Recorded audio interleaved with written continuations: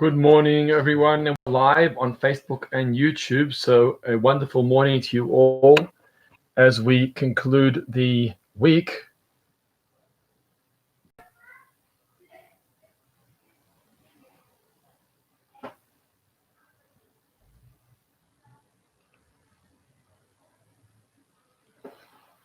Lovely to see you all logging on to both Facebook and YouTube.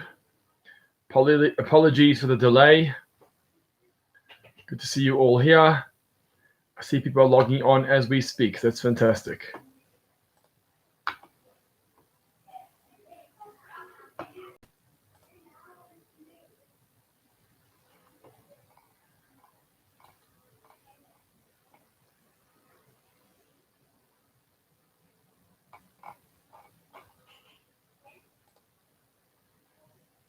Good morning. Good morning.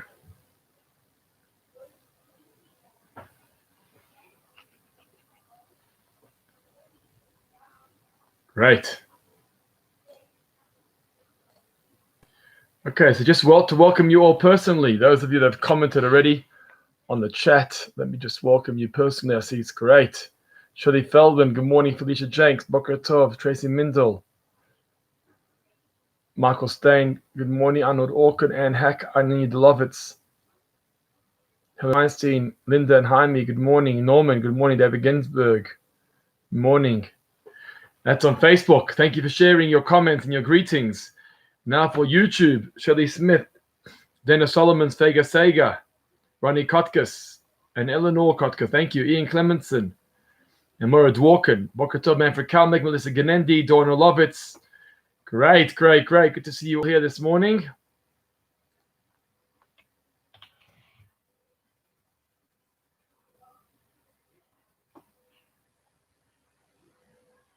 Good morning, all. So those of you on Facebook, just like this video and share this video so that others can do the same and benefit from your viewing. Thanks for being here. We're dedicating today's learning to Tracy Mindel's father's yahrzeit. Tracy, we wish you long life for your father, Reuven Shimon ben Shmuel Leib HaKohet, whose yahrzeit is today, 27th yahrzeit. And may this learning be for him a bring to his neshama a spiritual elevation on the day of his yahrzeit. Morning, Avril Walpert, Lionel Rubin, Dave Seif. Good to see you all online with us this morning. A great crowd here. Thank you for joining. I also would like to dedicate today's learning to a refuah shalema for Rafael Shmuel ben Itamira and Liron Ben Sarit. Hi, Hilly. And Avril, thank you for your greetings. Great to see you all here. We're going to get going here. Fantastic. And I hope you're all having a fantastic morning.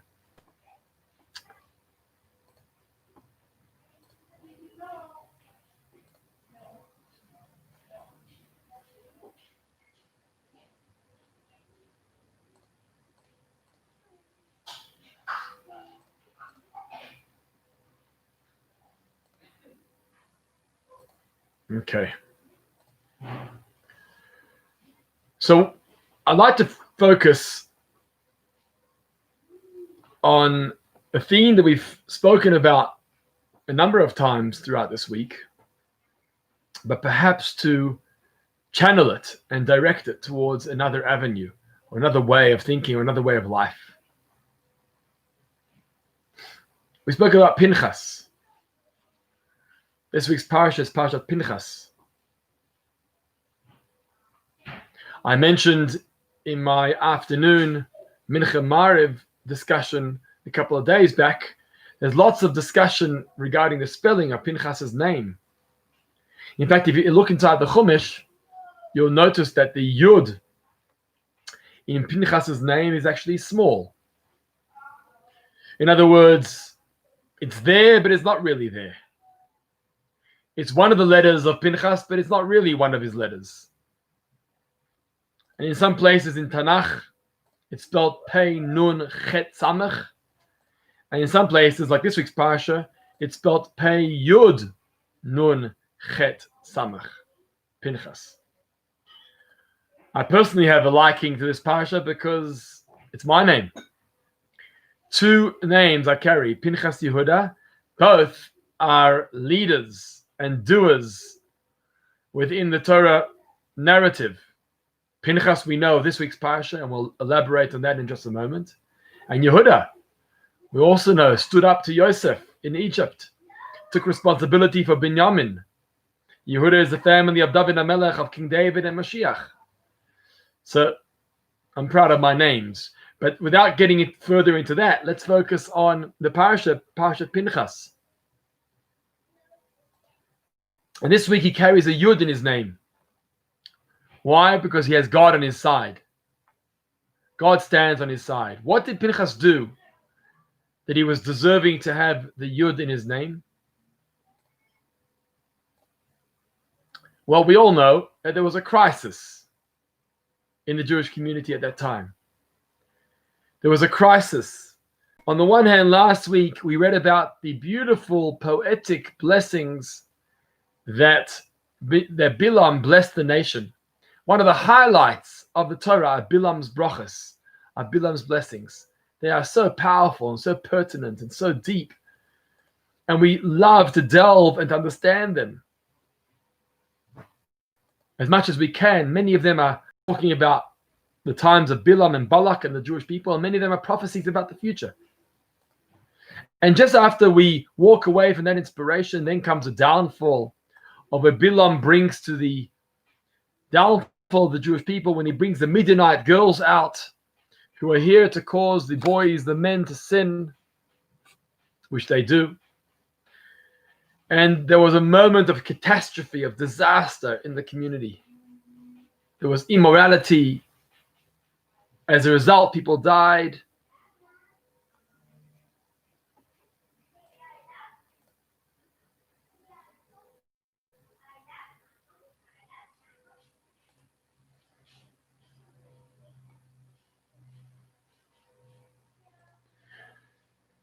And you know, at a moment of crisis, what happens in a moment of crisis? At a moment of crisis, people freeze. They don't know what to do. It's a disaster. They're sinning. They become sinners again. They're dying as a result. It's a moment of crisis. And what's interesting is that no one responds. Where's Moshe? Where's Aaron? Where are the Jewish people? Where are the elders? There's no one to respond to the crisis that's taking place here with the Jewish people. Their moment of fall, of downfall, their moment of immorality. Who's here to solve the problem? Who's here to bring an end to this crisis? There's silence. Pinchas sees a moment. He says to Moshe, what's happening here? We've got a prince of the tribe of Shimon who's sinning. We have a princess from the Midianites who's with him. What are we doing about it? And there's silence. They're frozen. Why? Because when there's a crisis, we freeze. That's the nature of people. We don't know what to do. We freeze out of despair. We freeze out of anxiety. We freeze out of fear. We don't know how to respond. So rather don't respond. That's often the response of people. If I don't know how to respond, I'd rather not respond. Well, on the one hand, it's called playing it safe. On the other hand, you're missing out a critical moment of action. What needs to be done needs to be done. We can't afford for the whole community to remain silent. And Pinchas steps up to make his mark. And what does he do? He takes a spear in his hand and he goes to Zimri and Cosby, the prince and the princess, and he kills them both together to show the community that such an act cannot be done and cannot be forgiven. And for that, you deserve death. And as a result of his zealous act of killing Zimri and Cosby, what happened? As a result of that, the entire community stopped. Everything went back to normal. everything calmed down. It brought peace into the community. As we say, Briti Shalom, he got the blessing of peace. Why? Because everything just settled. There was now peace in the community as a result of Pinchas's zealousness, as a result of him taking action. And I was thinking to myself that this is so relevant to the times of now, the times which we find ourselves in at the moment. We're living through strange times, strange difficulties, strange challenges. And what's our response to these current affairs? What's our response to these moments? But before I get onto that, I want to welcome you all here this morning. Those of you that are watching on Facebook or YouTube, lovely to have you here with us. If you haven't yet shared your greetings, please do so. Let us know you're here. If you have any questions or comments or critique, feel free to post them. We'd love to engage with you personally. We're speaking about the response to crisis. How do you respond to crisis?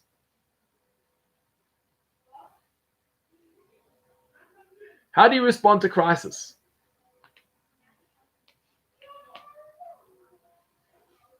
When you see something happening in your family, in your business, in your community, what's your natural response? Do you say to yourself, it's not for me to get involved. I'm not the right person to get involved, so I'm going to stay out of it.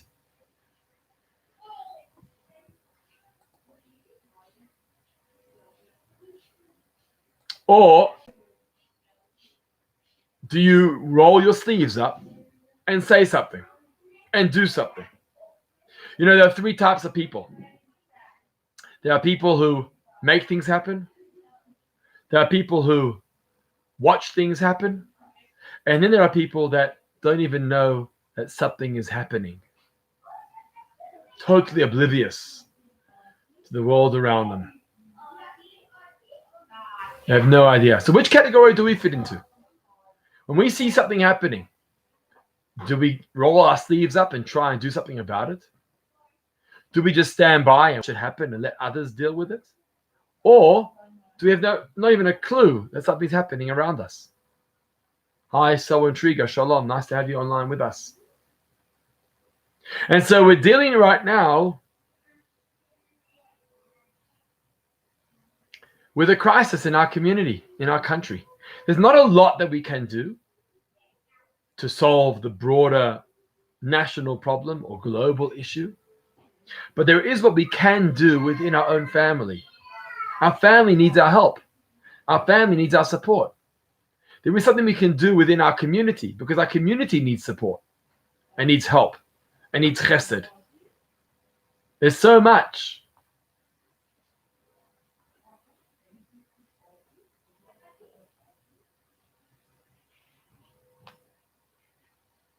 That can be done, even in a global crisis such as this. And so the message we learn from Pinchas is don't wait and watch things happen. Get up and do something about it. And it may be at risk because Rashi tells us something very interesting on those opening verses of the Torah. The pasuk says, Pinchas ben Elazar ben Aaron HaKohen. It gives us his full genealogy. Pinchas ben Elazar ben Aaron HaKohen. It gives us a full genealogy of who he was. Why must we know who he is? Because you know why? His act caused problems in the community. As a result of what he did, he got criticized. Because that's what happens. When you step up to do something, there's going to be people that are going to criticize you. You're not going to be liked by all. If you do something like that at a time of crisis, not everyone is going to agree. Not everyone is going to agree. There's going to be critique and criticism, and that's okay. And Pinchas had it too. Rashi tells us that Pinchas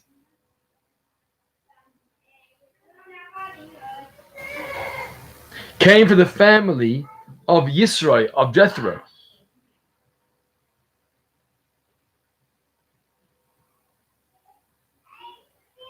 And we know that Yisro, even though he came to the Jewish people and he connected himself to the nation of Israel, he did leave afterwards.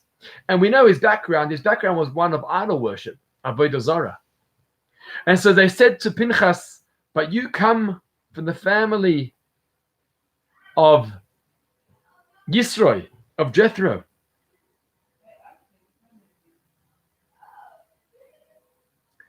From your mother's side, you come from Yisro's family. And Jethro's family were idol worshippers. Look at this child, the descendant of idol worshippers, how he can take a spear into his hand and kill Zimri and Cosby. It's so typical. He gets up to do something positive, to bring peace back into the camp. And what happens? He gets criticized. That's what happens. He gets criticized.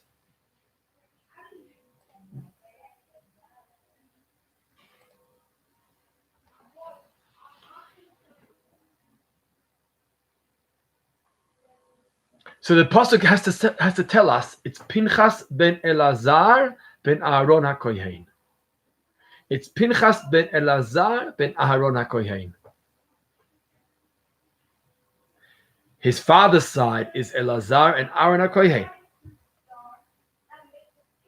He's okay. He's a good man. As we discussed at the beginning of the week, he means chesed, he means kindness. That's why he did it. He didn't do it out of strictness. He didn't do it out of discipline, although he had to act in a disciplinary way. But he did it out of kindness and chesed. So getting up and doing something positive can create critique and criticism. And that's okay. You have to accept that. The verse says, our sages teach us, Bishvili nivra ha'olam. Bishvili nivra ha'olam. The world was created for me. What do we mean by that? The world was created for me. Bishvili nivra ha'olam. That means I can walk around the world all selfish. I can walk around the world thinking about myself and focusing on myself. What does it mean, Bishvili nivra ha'olam? Well, the rabbis explain what that means is that I've got the responsibility. The world was created for me, meaning it's my job to do what I need to do. And when I see something happening in front of me, when I see an act or a crisis taking place in front of me, God's sending me a sign. He's telling me, you know why you're seeing this? You're seeing this because there's something inside of you that needs to resolve it. You're seeing it because it's divine providence that you have the know-all. You know how to do. You know how to deal with this crisis. Get up and do something about it.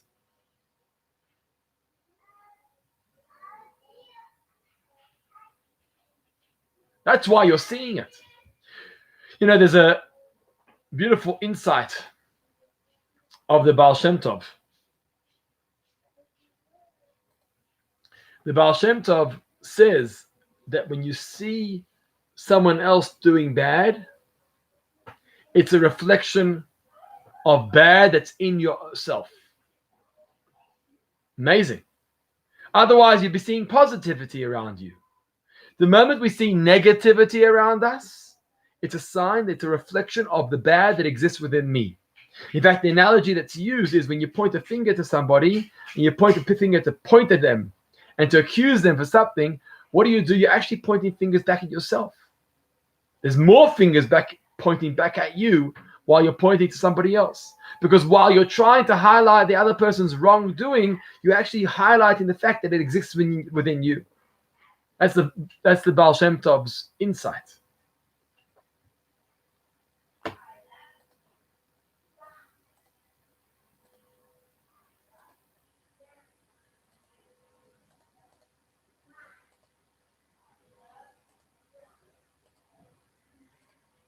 Why is that the case? So the truth is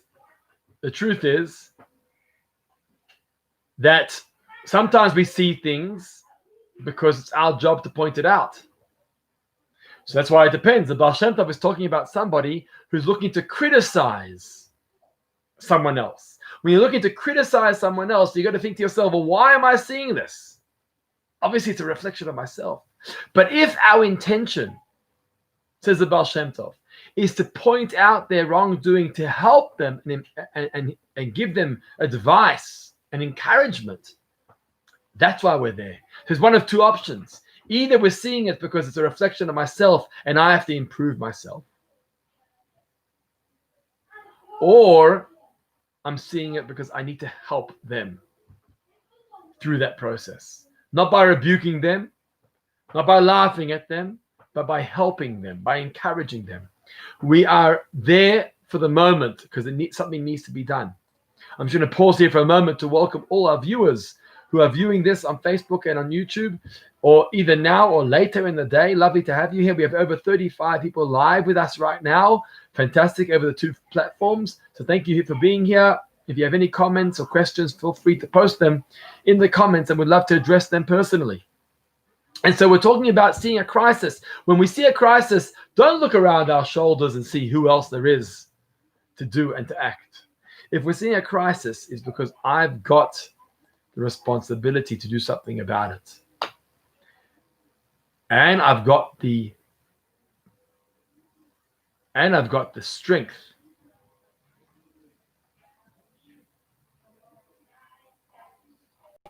and the ability to do something about it.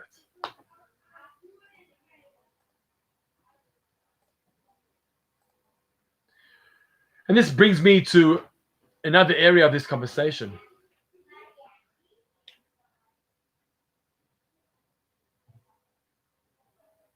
You know, Moshe, in this week's parsha, is told to appoint Joshua as the next leader.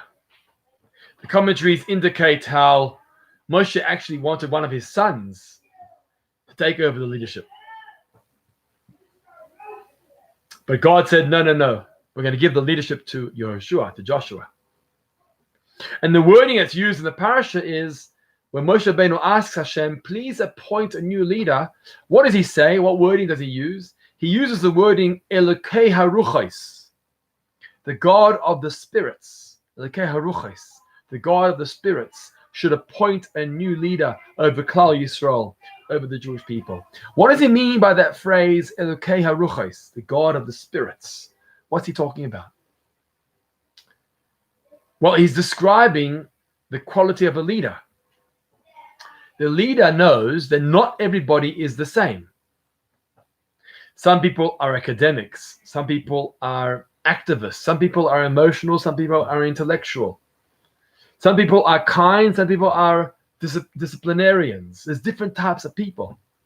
And so what Moshe Rabbeinu was actually asking in this request is, Hashem, when you appoint a leader to take over me and to take the Jewish people into the land of Israel, let me say what we need. The Jewish people need Elokei Haruchos. It needs a God who understands the spirits. It needs a leader who understands the spirits too. We've got to find someone that can relate to the spirit, to the ruach of each individual for whom they are. We can't have a leader who's going to expect the same from everyone. We can't have a leader who's going to say one rule and that's the only way to go. Black or white, fit in, either here or there. That's not going to work for the Jewish people. The Jewish people need a leader who's going to understand their individualism, their ruchos, their spirit. How each spirit is unique in its own right. And that's what Moshe Rabbeinu asks. Hashem, please appoint a leader who understands their spirits, who can relate to their individualistic character traits. And I think this ties into our theme that we're discussing today. Because when we talk about responding to crisis, not everybody's going to respond the same way.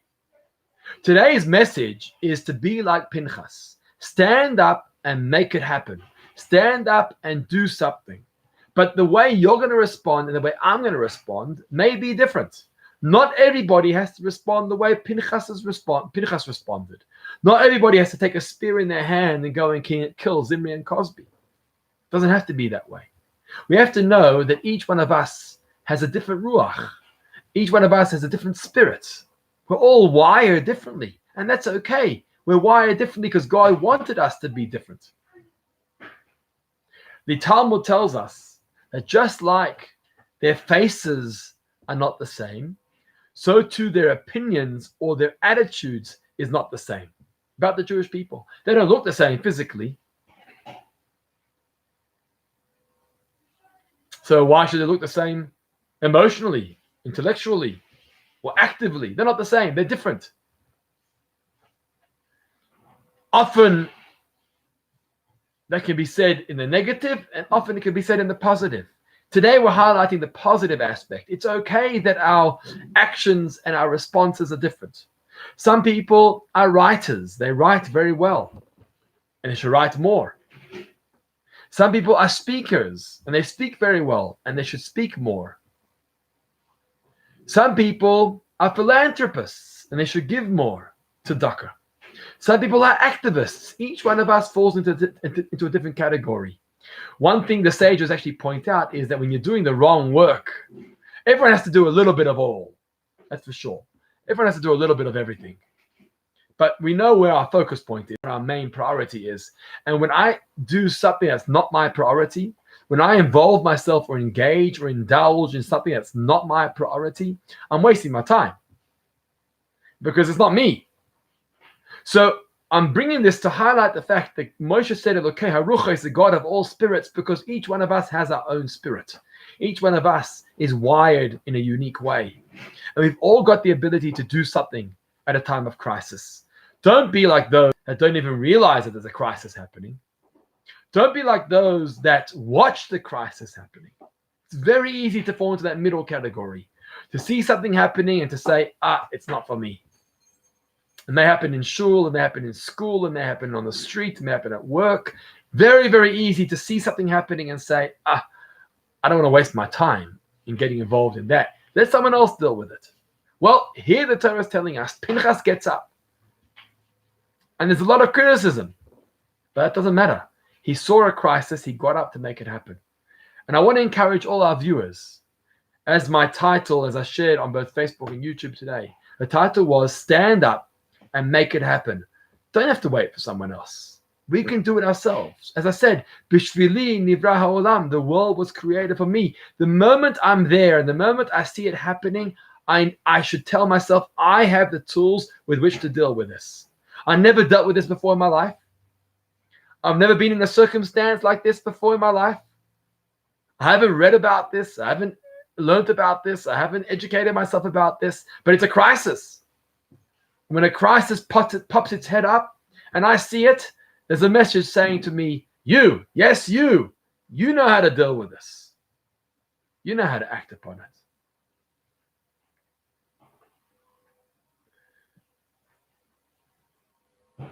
Pinchas actually went to Moshe and he said to Moshe, why aren't you responding?